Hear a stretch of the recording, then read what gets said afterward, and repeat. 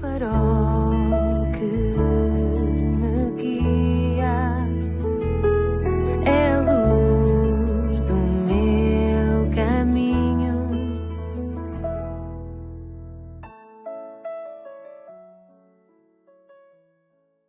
Bem-vindo à 244ª edição do programa Pedido Luz, cujo tema hoje é Fake.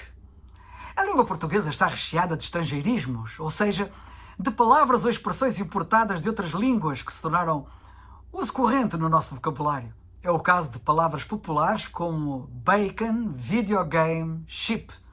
E se pensarmos na internet, a lista é grande. A própria palavra internet. Também email, download, enter, online, site, streaming, startup, etc. A lista é muito longa. Mas não resisto em dizer outras palavras para teres uma pequena ideia do que digo e de que não estou a exagerar. Eis então algumas outras. Palavras inglesas. Ok, designer, fashion, jeans, teenager, t-shirt, show, hot dog, stop, skate. Palavras francesas. Réveillon, voyeur. Palavra italiana, pizza. Palavra japonesa, tsunami. E temos palavras estrangeiras que foram aportuguesadas, palavras que se formaram de estrangeirismos. Exemplos do francês, abajur, atelier, batom, baguete, bijuteria, boate, bordeaux, bouquet, croissant, champanhe, chantilly, chofer, mousse, omelete, placar. Do árabe, álcool, alfaiate, arroz, azeite, açougue, açúcar, café, papagaio, sofá. Do inglês, bungalow, basquetebol, futebol, voleibol, bife, boxe, stress, piquenique, sanduíche. Do japonês, biombo, karaoke, katana, geisha, soja. Do italiano, cappuccino, carnaval, espaguete, palhaço. Do alemão, cobalto, hambúrguer. Do espanhol, sombreiro, novilho, guerrilha. Do russo, strogonoff, vodka. Do checo, robô. Um estrangeirismo que surgiu muito recentemente no nosso vocabulário é a expressão fake news, um termo novo, um neologismo que significa notícias falsas.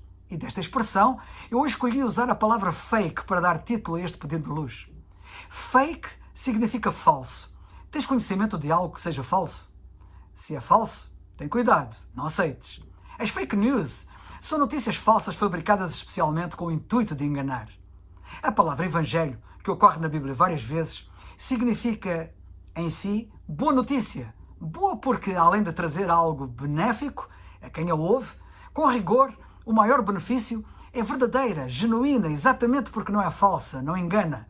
O apóstolo Paulo diz na sua segunda epístola aos Coríntios, capítulo 11, versículo 14, que o engano é um dos objetivos de Satanás na sua ação contínua, disfarçando-se para ficar parecido com algo que ele não é, anjo de luz. Na realidade, a Bíblia denomina-o de príncipe e potestade das trevas. Cuidado, pois, porque ele apresenta-se com uma aparência totalmente falsa. E muita atenção, pois nós estamos a viver um tempo em que muita coisa está a parecer que é não sendo. Pois mesmo que não tenhas consciência, Satanás está na sombra a manobrar os cenários de forma ilusória. Ele é o rei do ilusionismo.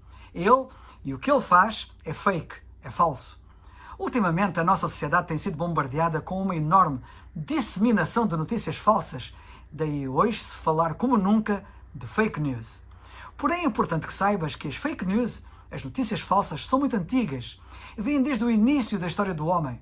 Foi Satanás que introduziu a primeira fake news, quando disse a Eva no Jardim do Éden, lemos em Gênesis 3, que se ela comesse do fruto que Deus proibira, ela não morreria, e mais, seria como Deus. Eis aqui a primeira grande fake news, notícia falsa, injetada por Satanás aos ouvidos do homem. Tudo começou aqui.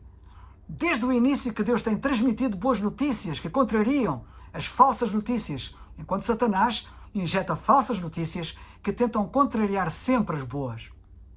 Um dia, quando o Senhor Jesus Cristo ia a caminho do povoado de Cesareia, ele perguntou aos apóstolos: quem dizem os homens que eu sou? As respostas que se fizeram ouvir refletem os boatos da época, as fake news de então. Alguns dizem que é João Batista, outros que és Elias, ou algum outro dos profetas. Sabe que uma infinidade de histórias sem fundamento continuaram e continuam por aí, passados 2000 anos. As fake news eram e são impressionantes, sensacionais, empolgantes, exatamente para convencerem o ouvinte e enganá-lo. Uns diziam que ele era este, outros que era aquele. Bem, e tu? Quanto a ti? Para quem é para ti o Senhor Jesus Cristo? Um mito? Um mero profeta? Um mero homem? Um mero bom homem? Um mero grande homem? Não é isso que ouvimos por aí? Cuidado com as fake news. Este assunto daria pano para mangas.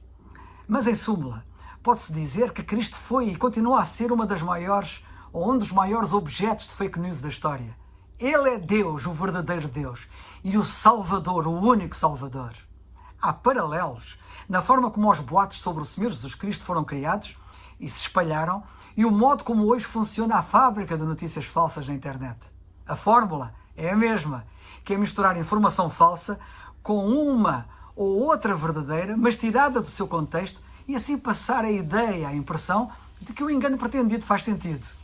Se muitas notícias falsas podem ser inócuas, sem grandes consequências, qualquer notícia falsa a respeito do Senhor Jesus Cristo e do seu Evangelho é verdadeiramente letal. Muito cuidado, pois.